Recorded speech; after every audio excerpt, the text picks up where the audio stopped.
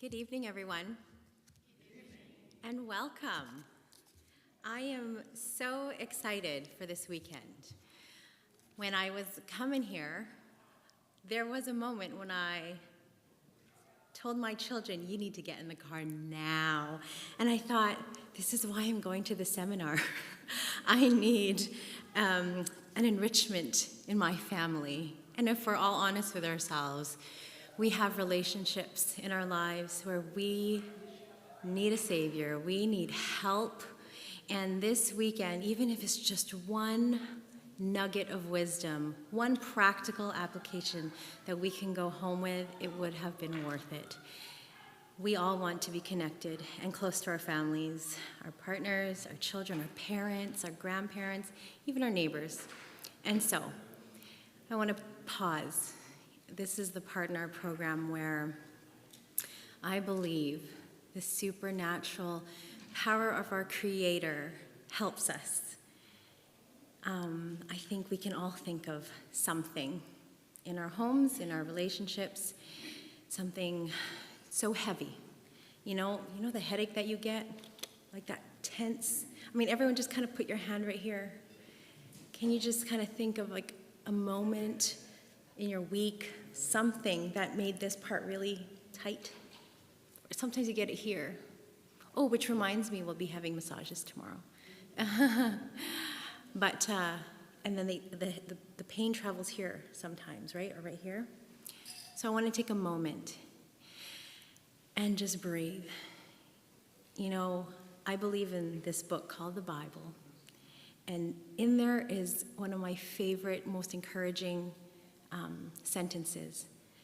And it says, God will fight for you. You need only to be still. And so we're going to take that time right now. You can stand, you can sit, you can open your eyes, you can close your eyes, you can do whatever you want. But this for me is a special time where I can just relax and know that someone who loves me, cares for me, made me, wants to hear from me and wants to take all that tension and is able and willing to take care of that.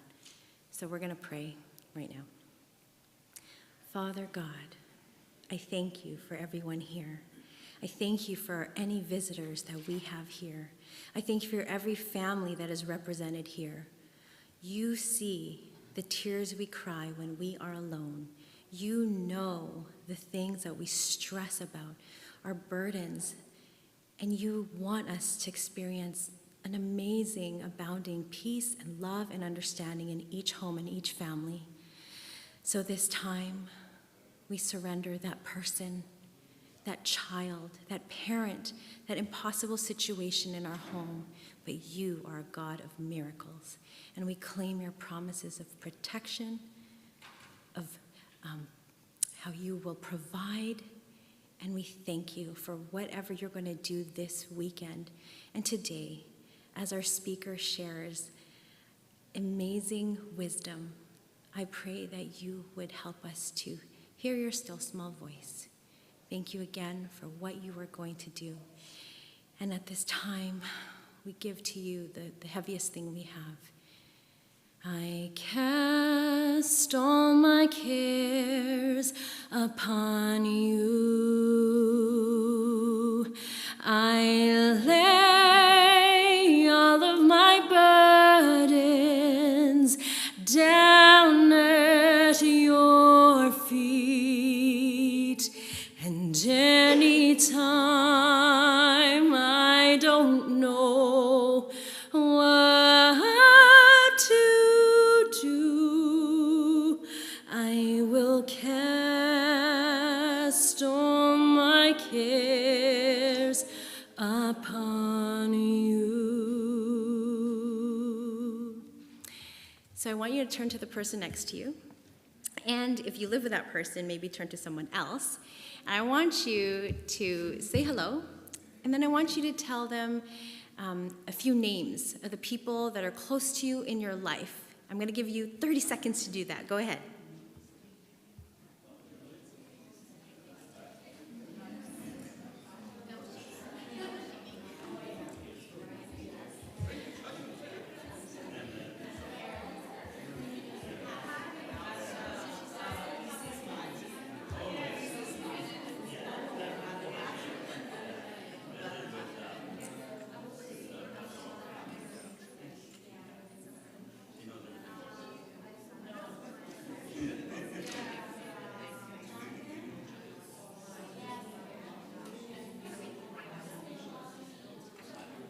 All right, when you're ready, I want you to do this. I love it when everyone talks.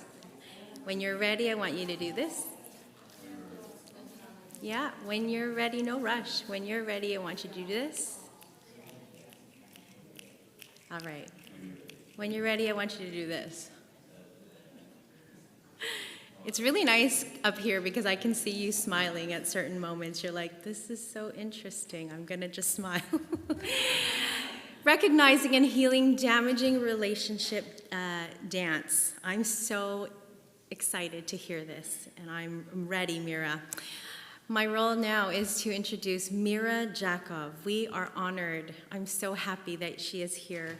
She holds a master in marriage and family therapy degree and has worked as a family mental health clinician, both in Manitoba and British Columbia for over 10 years.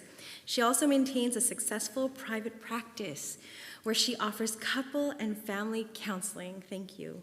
Mira is passionate about helping families overcome the challenges of creating stronger and more meaningful relationships and has presented on those topics internationally. We are so privileged. Mira embraces the moments of happiness as well as moments of growth and learning.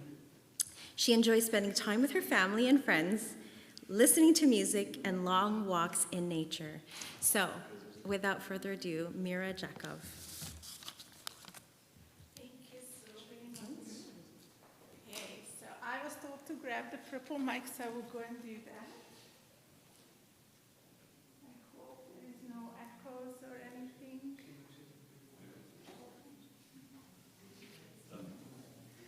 I like to walk, so they felt it's better if I have a mic.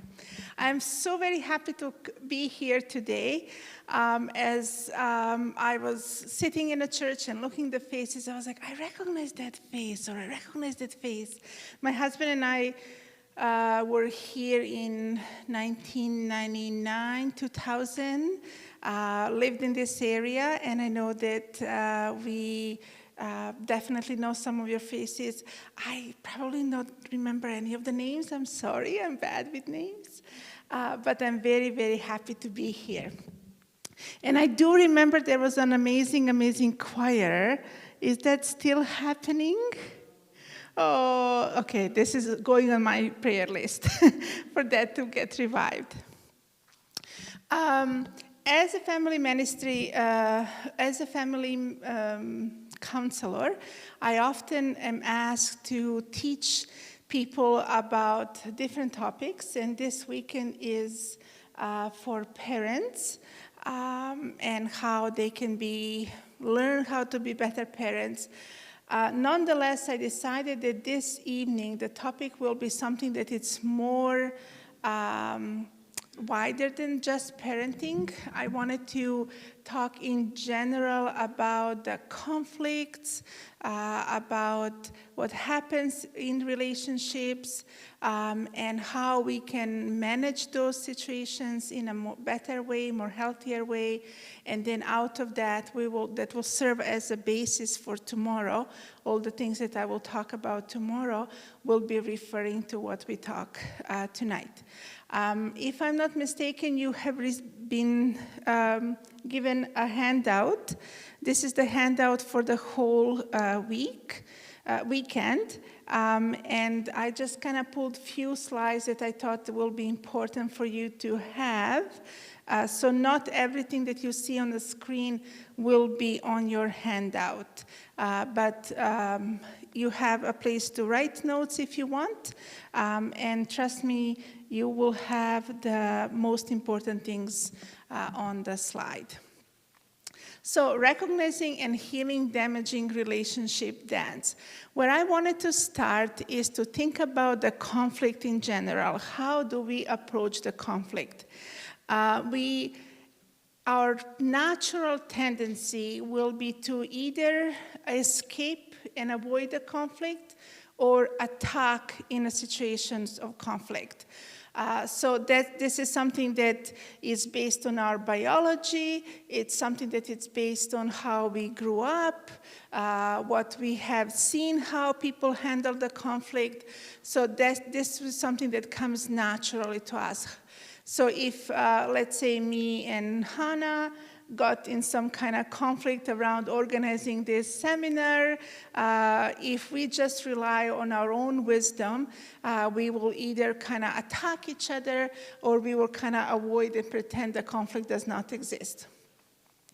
There is a third way of approaching the conflict situation, which I want to highlight today, and it's a way that is described in the Bible a lot, how we can make the peace. And also there is lots of research, and many of the skills that I will be teaching this weekend will be particularly in this making the peace and learning through those conflict situations. So let me just quickly explain all three approaches to the conflict.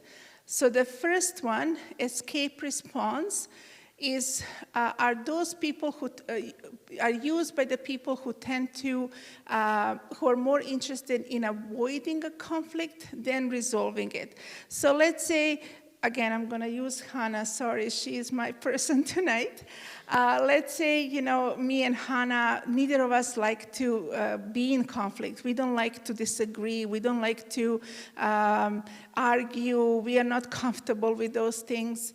And so whenever the conflict approaches, we are both going to be kind of avoiding the conflict.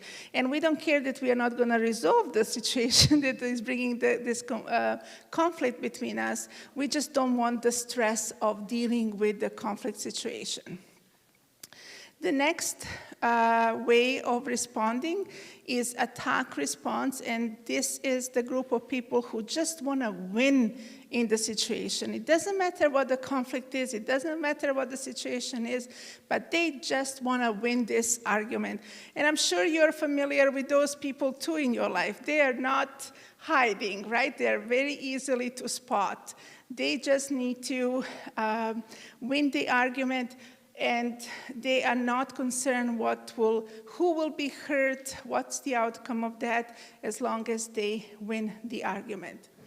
And then we have a third way of approaching to the conflict, is a way that we read in the Bible, the way that it's empowered by the gospel. In other words, there is lots of tools revealed in the Bible how we can approach to the conflict as a peacemakers.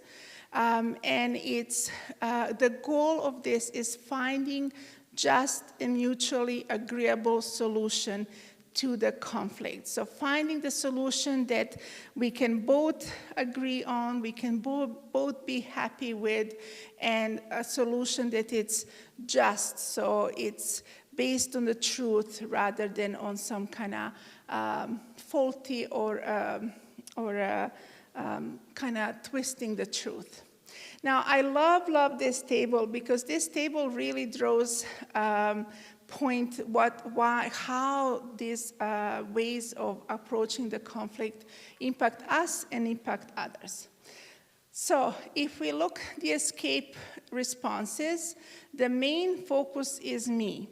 So the conflict brings me stress, brings me discomfort, so I will do whatever I need to do to avoid conflict situation.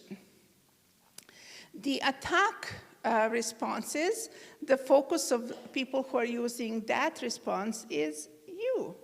You are to blame, you need to change, you need to do something about this situation, it's nothing about me. Now, peacemaking response, the focus is on us. How can both you and me win in this situation? How can we both get through this disagreement in a healthy way and work through this situation so it's not that I'm losing or you're losing, but that we are both winners? The goal of escape response is the peace faking.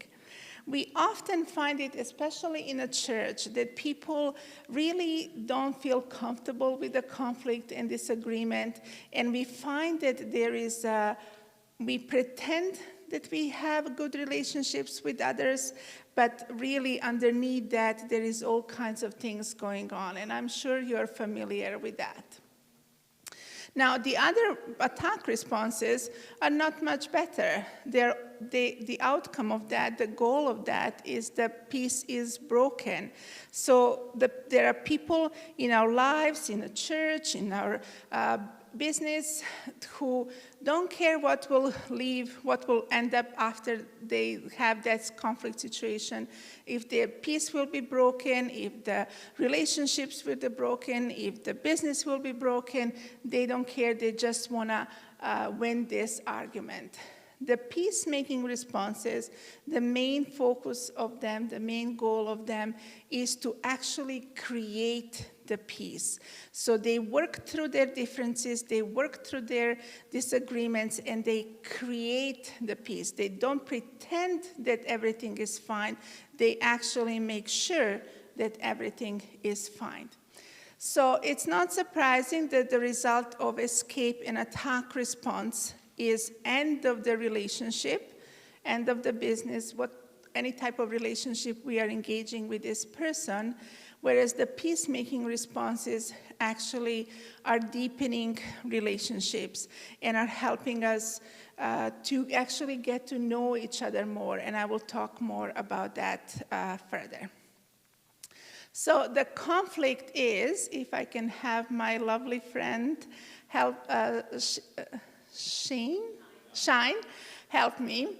The conflict is difference of opinion or purpose that frustrates someone's goals or desires. I usually use the piano because you can usually find the piano in a church, but I figured with these heels at the steps, that's probably not the best way for me to try to navigate the path. So let's say I love note C, middle C. If any of you are familiar with the music, you know that this is the key note, everything is related to that, and I love kind of steady beat of the quarter notes. So this is my song. Don't you think this is a lovely song? Right. It's very stable, you can rely on it, and there is something very, my friend, she loves note G, and she is more energetic than I am, so she likes 8 notes. Now, this is an interesting song, too. Not my cup of tea, but she loves this song. Now, let's say, if I can just ask you for a minute, let's say that she and I get into the conflict situation about what kind of music we want to create. So I say, I want middle C, just middle C, that's the right thing to do. Whereas she's like, oh, come on, middle C is a boring thing. Let's just go with the G and a little bit more lively music, you know. And then she kind of pushes the G on. But what about if she and I work together and create something sounding like this? Isn't this a much better song? Thank you so much. So even though we do have difference of opinion of what's the best note, what's the best rhythm, if we actually work together, we can create something much better. And that's why I also like to highlight that the conflict is actually an opportunity. There is an opportunity for something better to be created. Let's say you and your partner don't agree where to live. But if you are to discuss together and hear each other's opinion and hear each other's values around different places to live, you can come up with something that is much better than either of you can create on your own. And you can create something that is, as I said, much better and it's enriching both of your lives. So that you're looking at the conflict not as something that it's evil, something that it's to be avoided, something that is just an obstacle in our life, but looking at the conflict as it's just a difference of opinion. you and I see this situation differently. Maybe your view or your desire in these situations prevents me to achieve certain goals, but if we can work together, we can create something, and looking at the conflict as an opportunity is the way to kind of work through this, and it's a way that is recommended in the Bible. It's a way that is often used in the mental health, and it's often helping people to strengthen their relationships, to become closer to each other, and to create meaningful lives in their, as we will see through this weekend. Now, I wanted to add another piece to this kind of introduction to the conflict. As I said, the way how we respond to the conflict is often based on our biology. There are lots of studies that say that the way we respond to the conflict is actually developed in our brain by the time we are 11 months old. So it's very, very early that our body already decides how they want to respond to the conflict.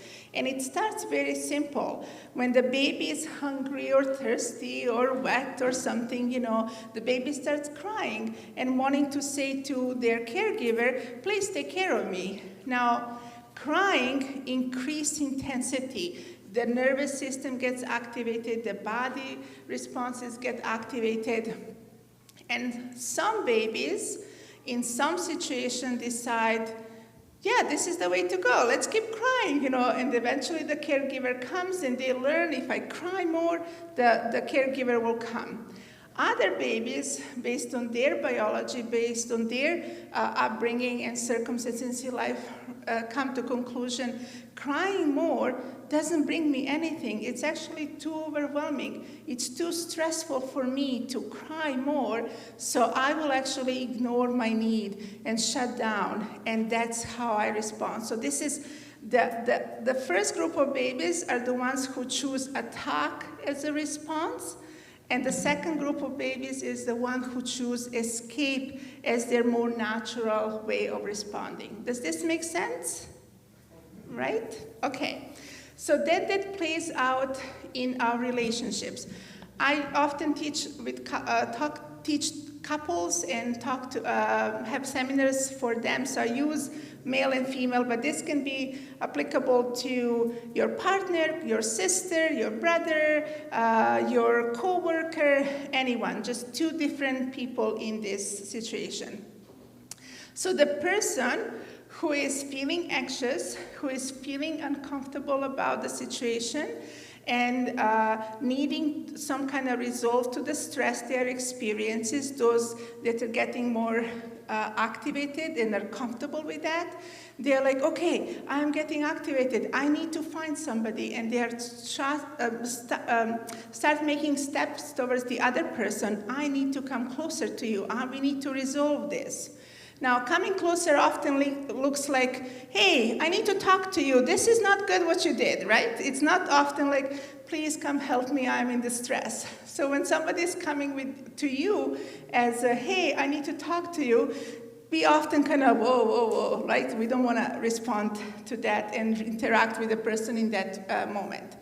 So as the person gets more anxious and need to feel more closer to the other person, they move towards that person. The other person, on the other hand, oops, I'm going the other way, sorry, is saying, oh, I'm feeling anxious, she's coming, oh no, or he's coming, right? I need some space, so they start moving away. So this is often the dance that we see in the couplehood or any relationships. One person is coming closer, another person is walking away.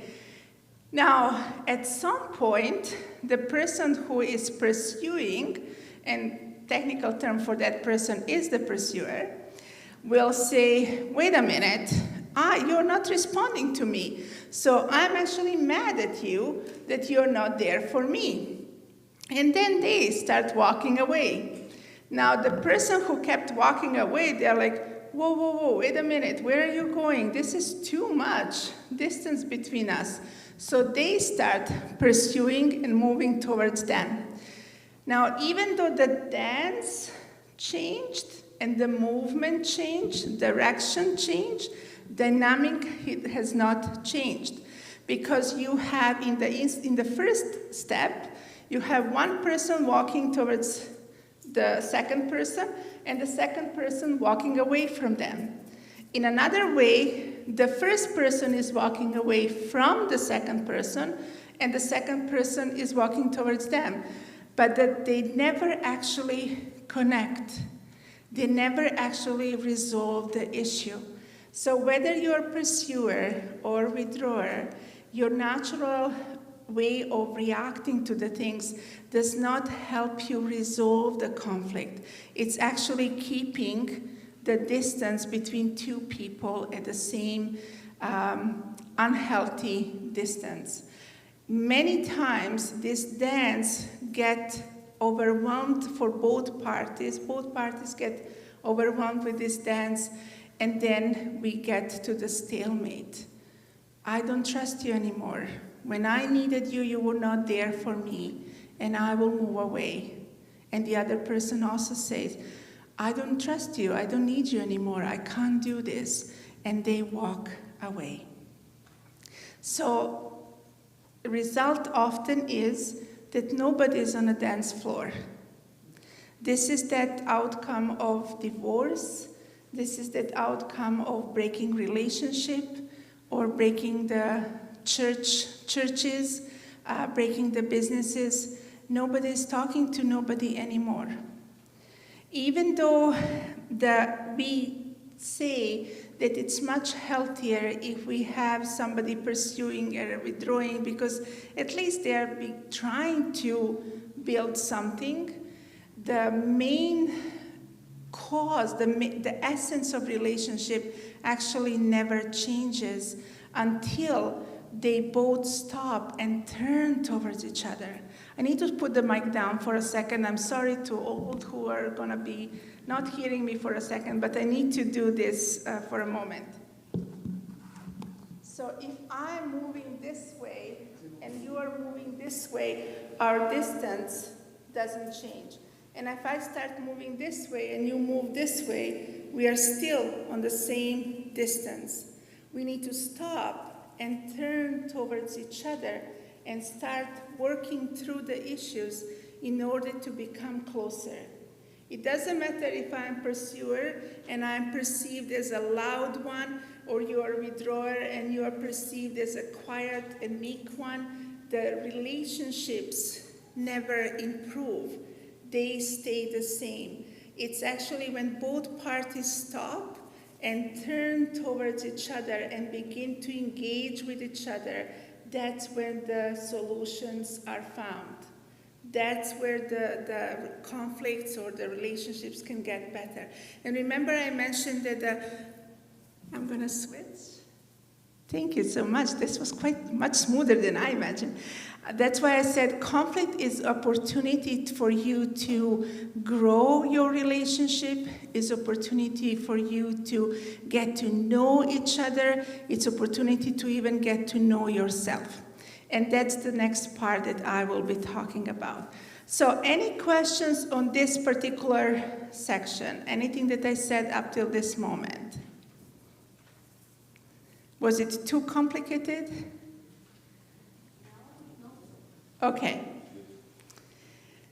So I'm summarizing lots of books in this particular seminar. So how do we heal these damaging relationships? How do we heal this unhealthy dance? The key is listening. The key is communication. So what do we understand as communication? We often assume this is communication. One person is talking, bunch of people are listening, or another person is listening, and that's the communication. I have named the speaker, the one who is sharing what's happening for them as a care seeker. When we are opening ourselves to another person, we are actually opening our hearts, and we are sharing what is deep inside us and saying, could you please hold this? Could you please do something about this tender spot that I have in my heart? We have opportunity as a listener to be a caregiver in that moment. We have a gift to give of listening, of hearing, of understanding, and showing the care to the person. So that's why I'm talking about care seeker and caregiver. So the care seeker is speaking to the listener, and we assume this is the communication because the speaker is speaking and the listener is being quiet and is not talking, and it's maybe just allowing for the person to take as much time as they need.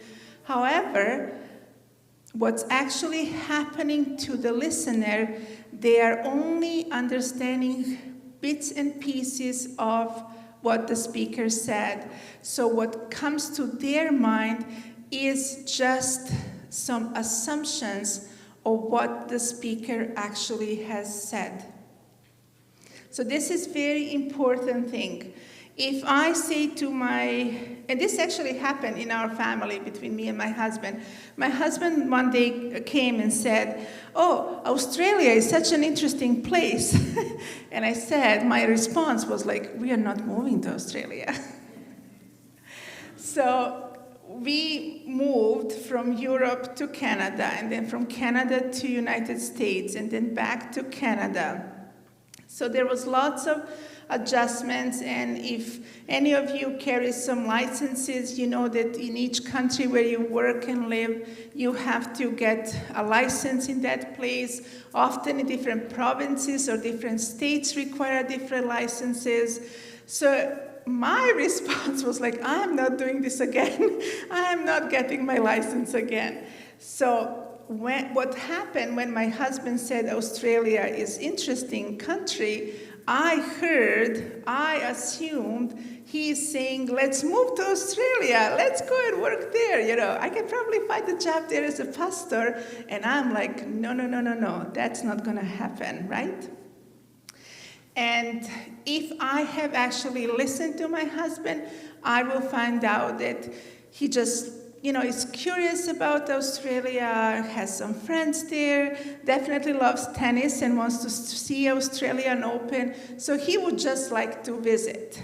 But his care seeker response, Australia is interesting, and speech, Australia is interesting country, there are some nice things to see and whatnot.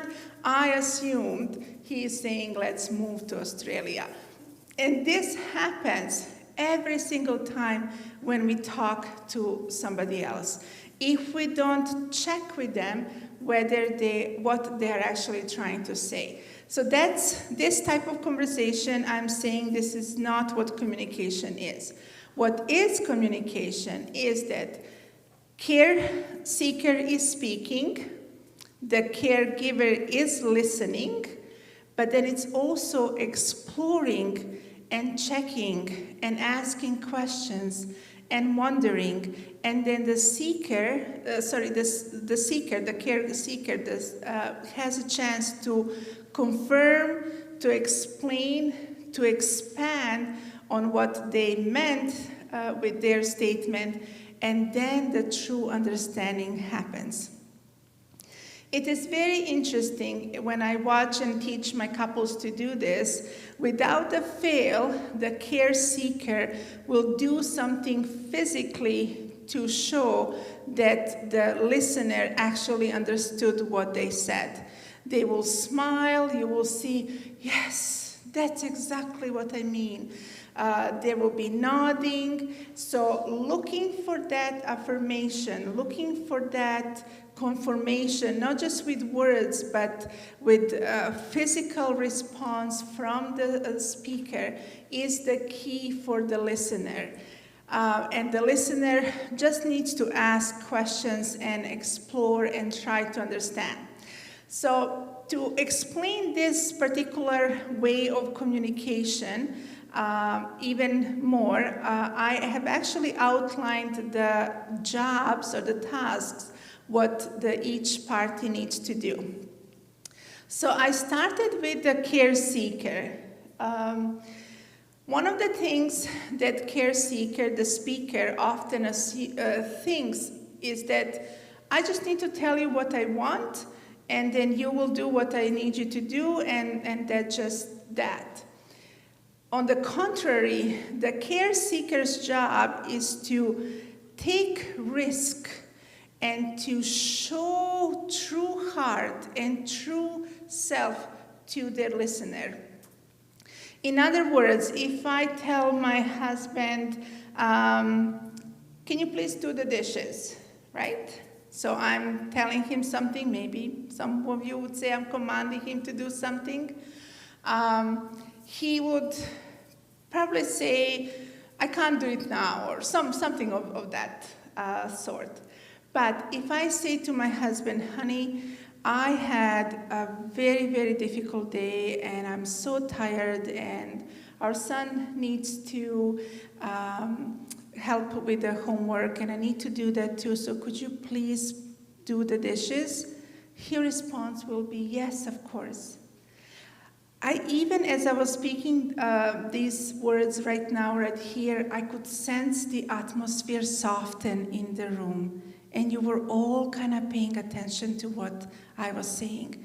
And the reason for that is that I was brave enough to open my heart and to tell you why I needed this particular job to be done. And not just say, please do the dishes. I need you to do that tonight. And that is the taking the risk, being vulnerable with your partner, with your friend, with your family member, and really showing what is in your heart.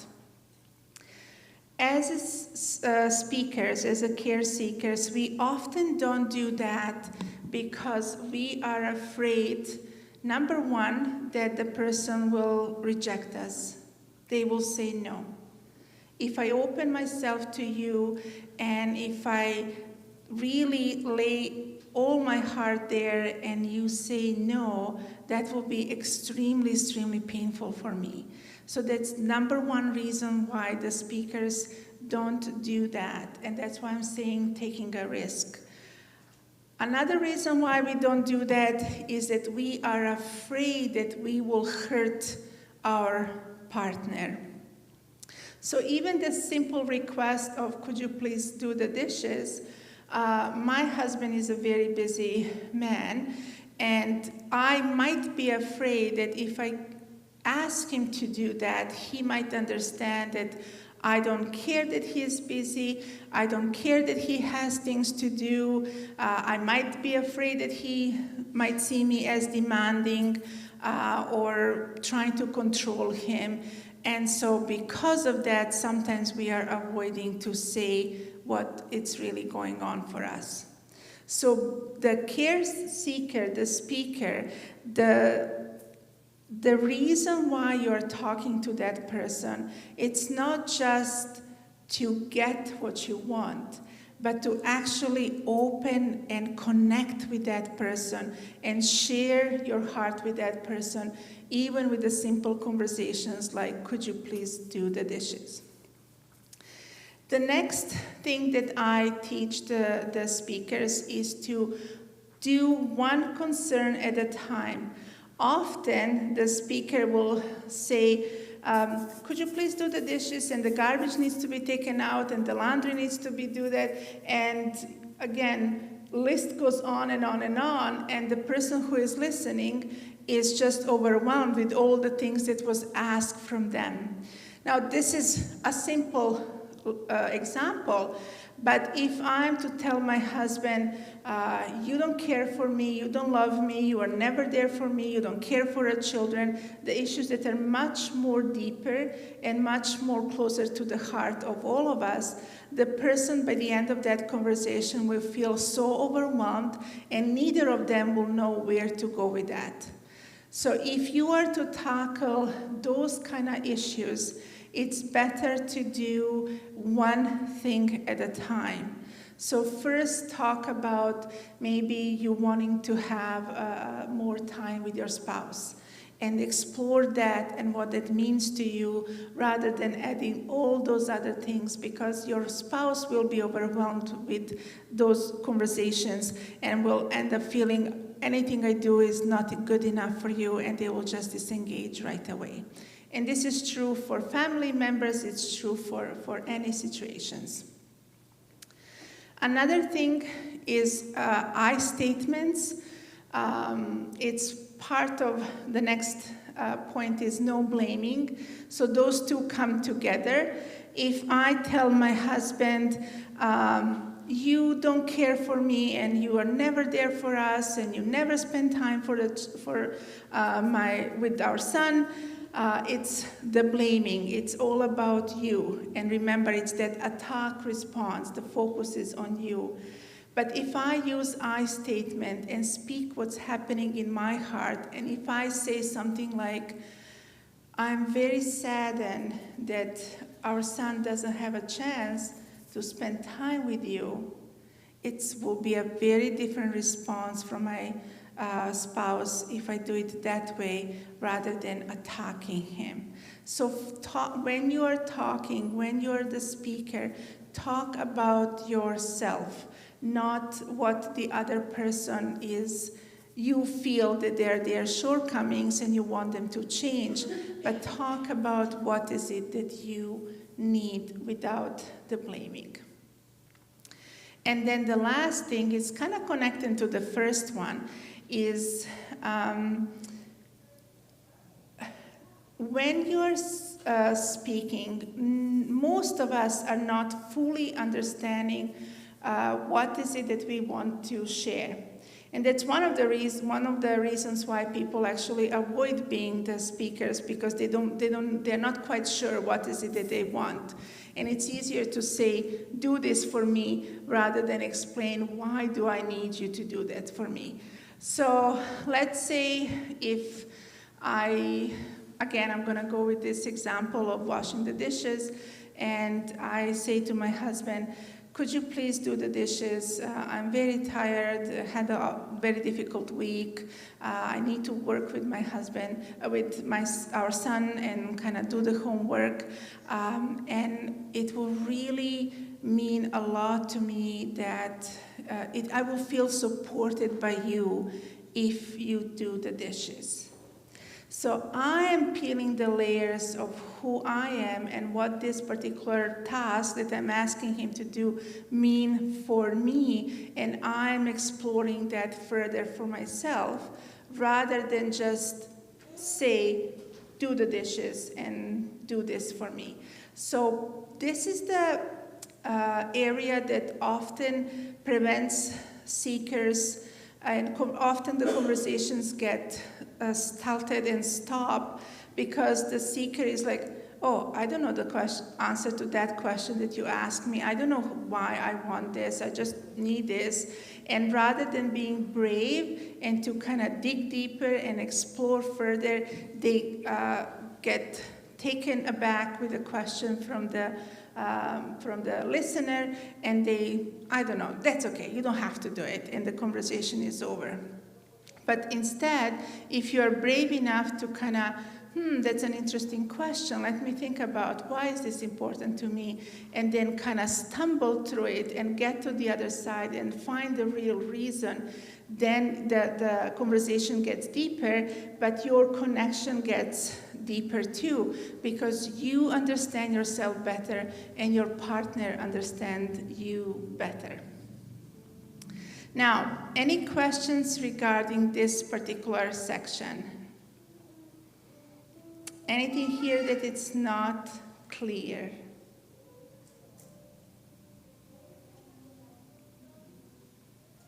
Okay. Let's assume everything is clear, so I will go to the next area.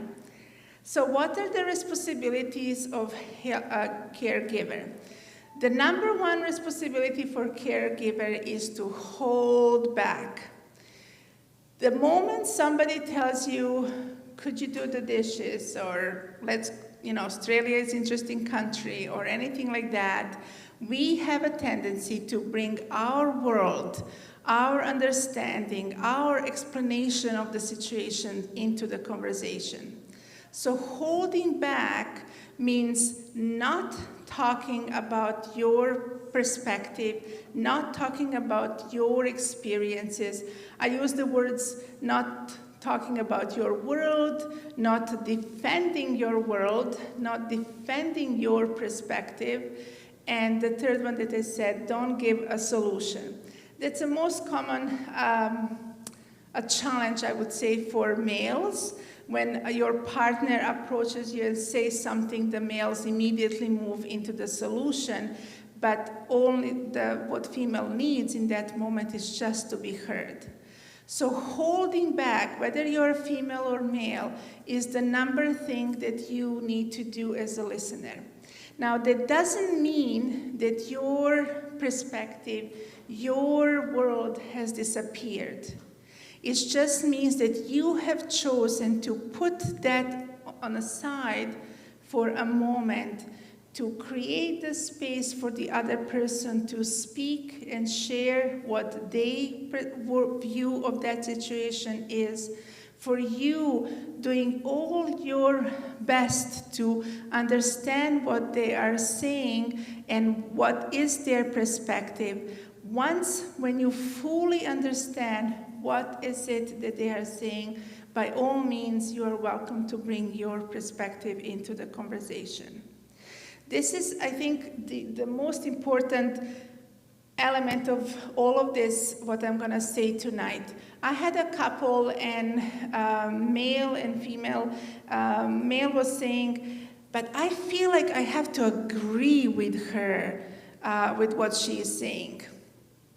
And I explained to him, when we truly listen to someone else, there is a moment that there is like, aha, I get it now what you're saying. I can see your point of view. But it doesn't mean that you are committing to do what they are saying to do. So that example of my husband saying Australia is interesting, and I start asking questions. What do you like about Australia? Why it's interesting to you? What is it that you love about that? And he's telling me and explaining all of that. And let's say by the end of it, he says, you know what? I think I would like to move there. Me hearing and understanding what the Australia means to him does not mean that I'm committing to moving Australia the very next day.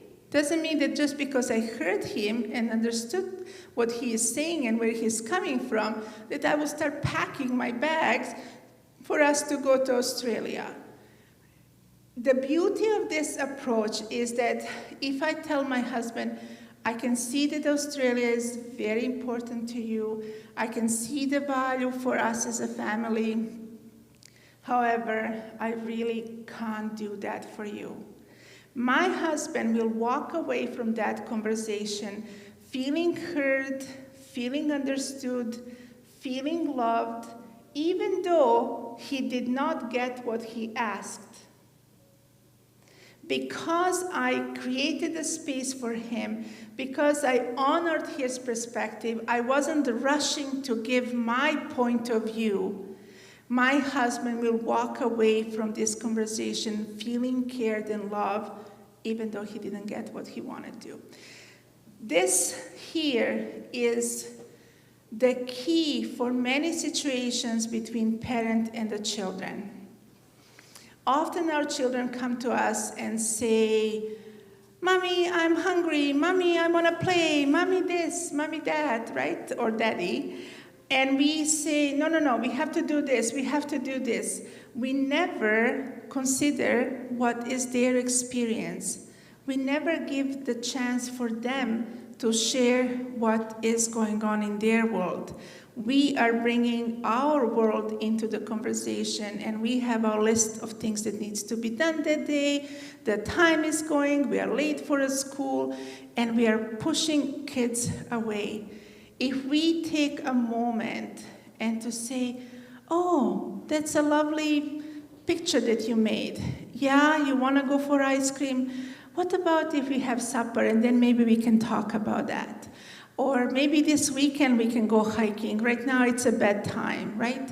If we just take a moment to hear their world, to understand and acknowledge where they are coming from, they will walk away from us feeling loved and cared for and not rejected and controlled by the parents. So this model, this what I'm explaining, even though I'm using example with a partner, applies to any situation. So if nothing else you're able to do as a listener, but just hold back and give the space to the speaker to share their perspective, that's the main and biggest thing that you can give them as a gift. The next responsibility, the next job as a listener that you have, it's connected with the first one, is monitor how are you feeling inside. So if you're getting antsy, if you're getting upset, if you're getting angry, if you're getting flushed in face, if you are noticing you're clenching your fist or your jaw, that is telling you that you will probably do one of those three. You will start defending your world. You will start defending your perspective. You will start explaining your side and point of view. So those two are quite connected. I separate them too just so I can explain a bit more. But if you are able to notice how are you feeling physically as you're having conversation, you can notice, are you able still to listen or not? When you're talking to your partners, to your equals, so that does not apply to the parent-child relationship, but somebody of the equal power, either your partner, business partner, family member, it is fair in this moment if you're feeling, okay, I'm getting overwhelmed with this conversation, I'm about to stop listening and bring my perspective into this conversation, it is fair to say, I can see this is important to you, I'm becoming overwhelmed with this.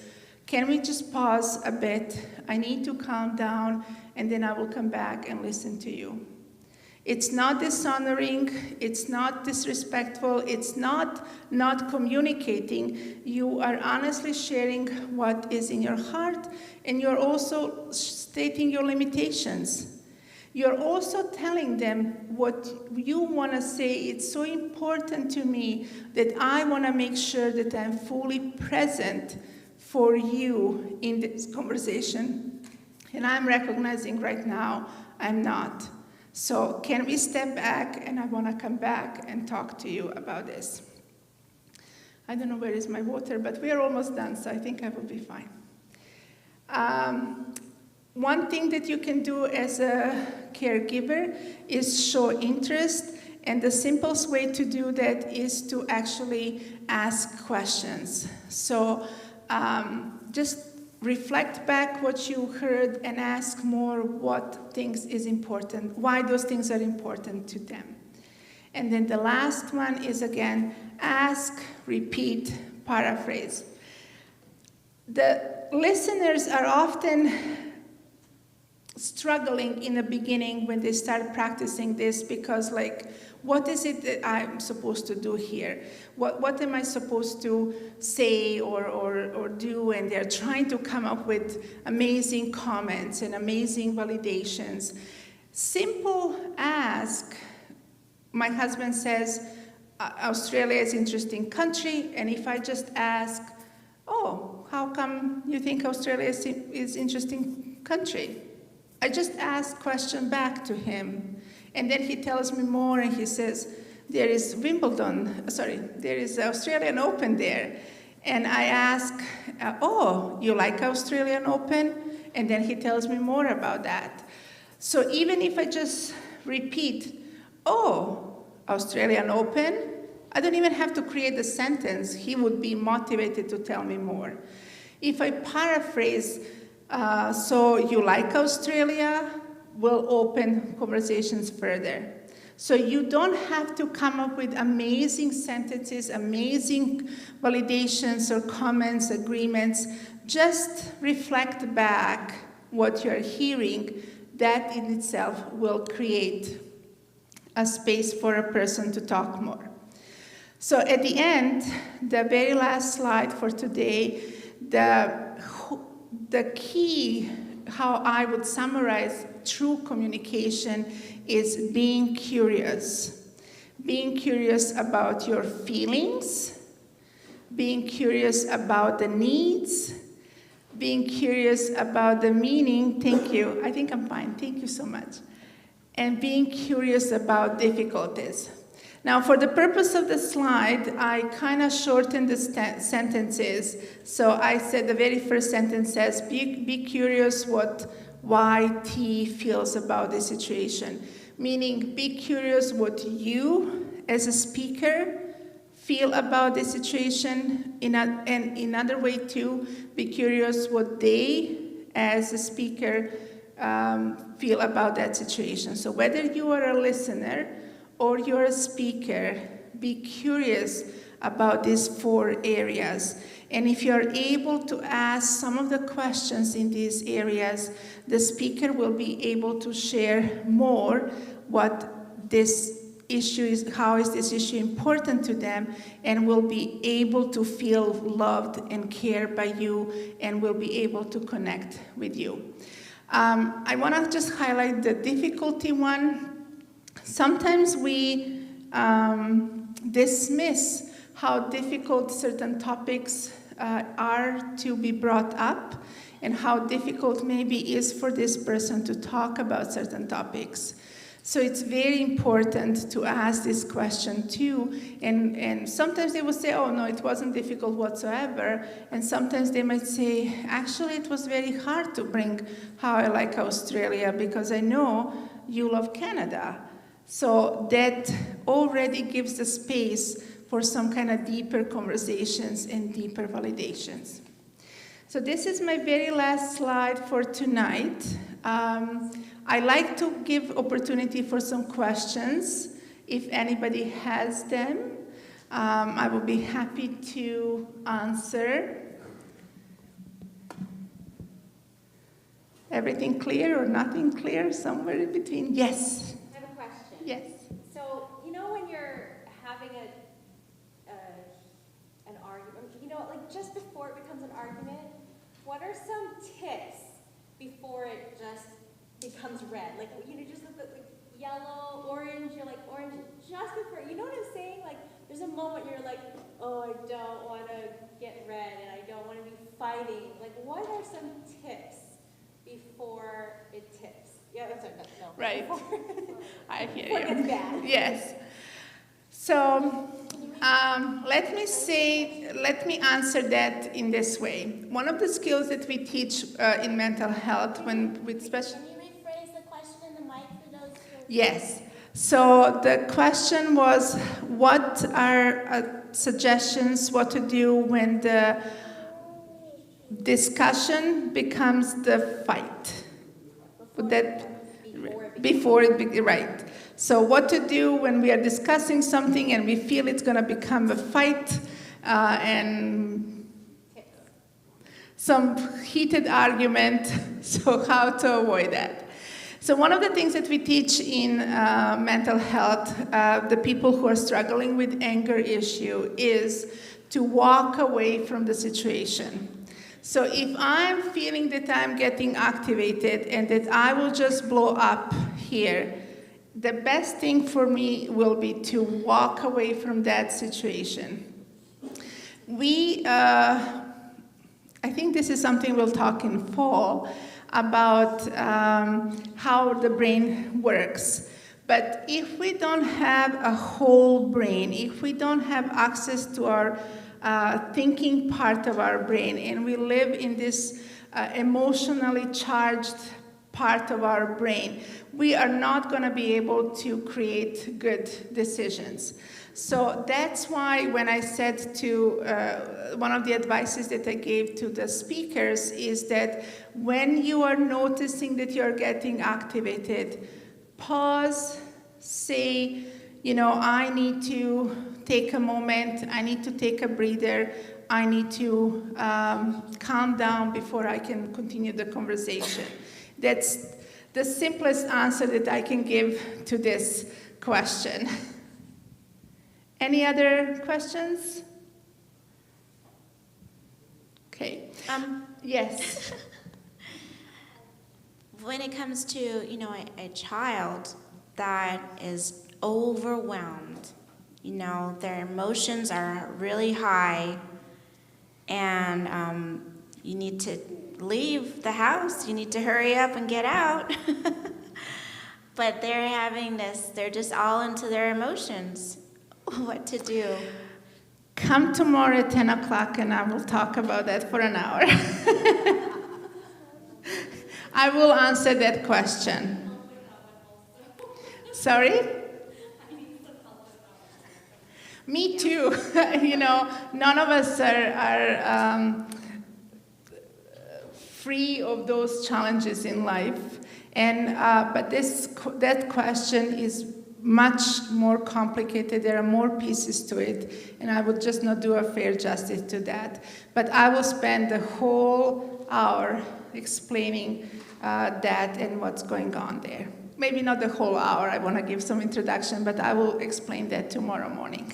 So 10 a.m.? 10 a.m.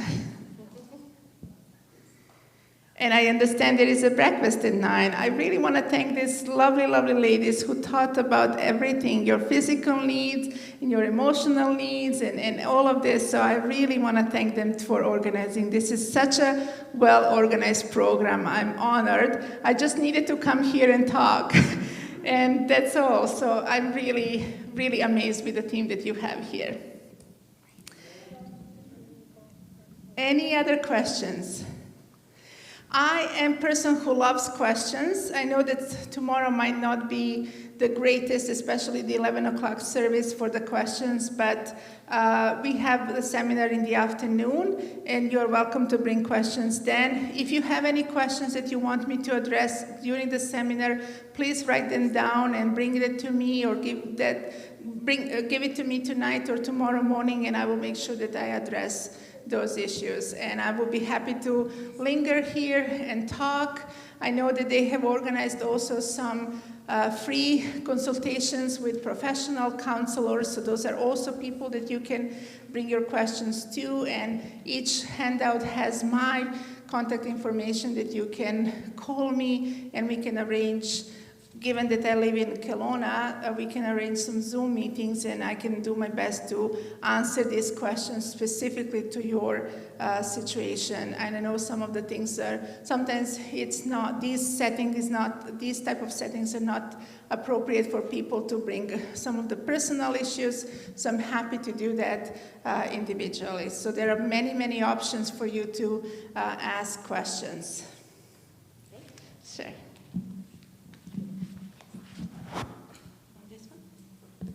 Thank you so much, Mira. Thank you so much. We just want to encourage all of you to hold on to this. I have had worksheets or notes like this that I've held on to for like 10, 15 years and still refer back to them. So this, write your name and put your phone number on them. Yeah. That's great. Were you blessed tonight? Mm-hmm. Yes. Thank you so much, Sister Mira, for coming all the way here from Kelowna to speak to us. Now, this is our raffle time. I hope everybody has a raffle ticket. And we have our prize table over here on the blue table. You can, if you get your raffle ticket picked, you can come to the blue table and choose whichever resource that you'd like. All right, so drum roll. Shine is going to pick a ticket. And everyone have your tickets out. Take a look at your number. 304-634. Congratulations. Congratulations. Okay, we're going to pick one more number. One more number. One more number. 304-632. Yay! 632. 632. Congratulations. Congratulations. Okay, so we're going to continue this tomorrow. We have a lot of gifts over here, so we're going to pick lots of numbers, and hopefully you'll be able to get. We also have free materials in the lobby, books, resources. You can take as many as you'd like. And as Sister Mira said, we do have 9 a.m. breakfast. Come early, and our team is working really, really hard in the kitchen to provide all this. So please come 9 a.m. tomorrow morning breakfast. Just come. You don't have to worry about cooking at home. If you wake up late, you can still come and eat some breakfast. 10 a.m. is our first session.